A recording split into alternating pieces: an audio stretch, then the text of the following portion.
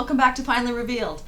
In this episode, I want to get back to cars, and we're going to talk about rental cars and what you should do before you leave the rental car lot after you've rented a car. This is primarily for safety, but also because these are things that you might not think about when you're in a hurry or if the car is different than the car you normally drive. So I have 7 things. The first one is for you to check the interior and exterior of the vehicle for damage. Walk all the way around it. Usually they will give you a piece of paper to circle sections of the car where there is damage, but check the outside, write down everything, and take pictures with your cell phone. Also, what they don't have you do is check inside. Look for torn carpeting, any marks or things or tears in the interior, and if there is anything there, take a picture and make sure you tell them before you leave, because there's not usually a form for the inside. Adjust the rear view mirror and adjust the side mirrors, and while you're at it, adjust your seat to make sure that you can see every which way. I got in a car once, a rental car, and the mirror had been folded in. I don't know if they were parking things really tight and I didn't notice it, so I had to pull off the highway, pull over, and fix the mirrors and then start all over again. So check the mirrors, the seat, before you leave the lot.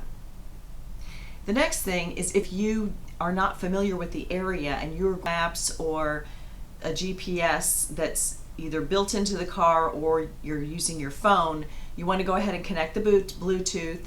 You want to input the address information into the GPS if that's in the car already, or onto your Google Maps so that you know which way you're going, and take a look at it before you start. If you're in a remote area, take a picture of the route on the phone in case you lose service or something. That way you're not stranded and you know where you're going. Also adjust the volume and make sure it starts and that you can hear it over the radio. Some of the cars don't have a good volume, and the volume doesn't override the radio, so make sure you test that out before you go.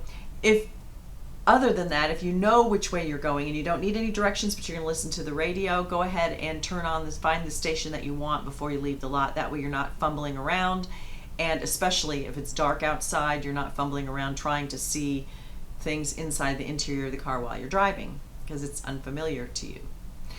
The next one is find the headlights controls, the bright light controls, and the windshield wipers. Sometimes they're on opposite side of the car from what you're used to, and if there's a downpour or you're getting the car and it's light outside, but by the time you get to where you're going it's going to be dark, this will save you time. Most rental cars are new, and most cars now the lights go on automatically, but just in case. Record your starting mileage. Most places don't charge you for mileage, but this just helps you prevent any questions later. So find the controls, show the mileage, take a picture. And the last one, number 7, either talk to the attendant before you leave the counter or look in your paperwork and make sure you know the phone number that you are supposed to call if you are in an accident or if the car breaks down. Taking these 7 steps in advance will help you in case there's trouble later. And hopefully you won't have any trouble later, but just in case, you're prepared. If this video was helpful to you, give me a thumbs up. Share it with someone who's getting ready to travel this summer by car or who is renting a car for the first time. Subscribe to see our other videos. Leave any comments that you have on any crazy rental car stories you have or any questions. And come back and see me next time. Thanks for watching.